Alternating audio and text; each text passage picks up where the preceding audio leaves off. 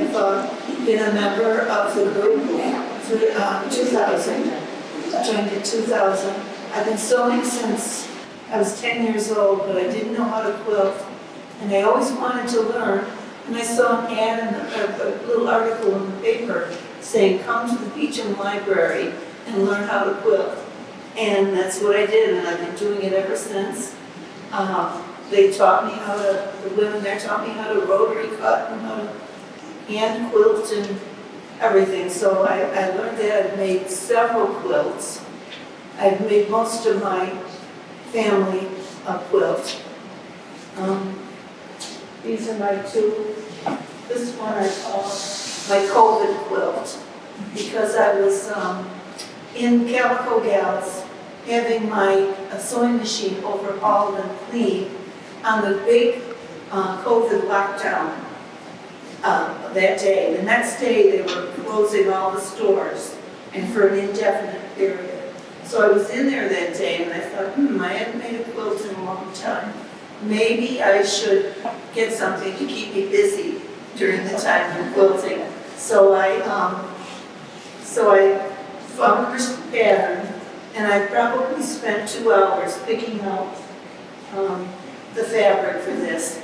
And I got it. I had to pick I'll get all my fabrics because I didn't know if I'd be able to get back in the store to do it. So I did, and over the months, along with about 200 masks, like a lot of us made who were sewers, but I made the quilt, and I didn't do it was sewn hand machine by one lady named Jane Hawkins. I want to give her the credit. She did it on a long-arm machine, but I did everything else. So that's my COVID story quilt. And the other one, this is my redwork quilt. And I actually went on the Wikipedia, did some research about the history of redwork. And I've always been interested in, I've always admired the redwork quilt. But I went on, found some information about them. The redwork became popular in the Victorian era, and at one time, the embroidery thread was made with silk thread, and a lot of the lower economically people couldn't afford really to buy that.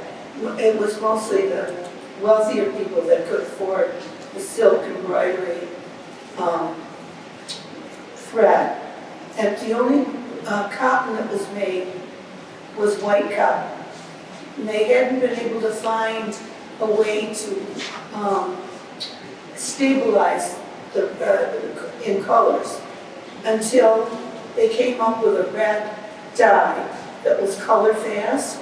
It was stable. It was called turkey red, and that was the original cotton thread. And so it was made, and it caught on. The common people could afford to buy this red thread, and so it became very popular throughout England, and then went all over the world. And so eventually other colors came out, the indigo and other dyes, but the original one was the redwork. I did my own design. This is, you can see, some patchwork. It's I bought the original stamped. With the two things of redwork, it has to be only red and white, and it has to be always an element of embroidery. Well, anyway, I did the patchwork. I did some embroidery. I bought the stamped original dies. I embroidered them, and then the one in the center, you can see, is applique. And then I hand quilted it. I tried to do everything traditional. And I did the prairie points around it. So that was it. That was my redwork quilt. So I thought, I don't know if people know about redwork, but I thought you might be interested in learning about that. So thank you.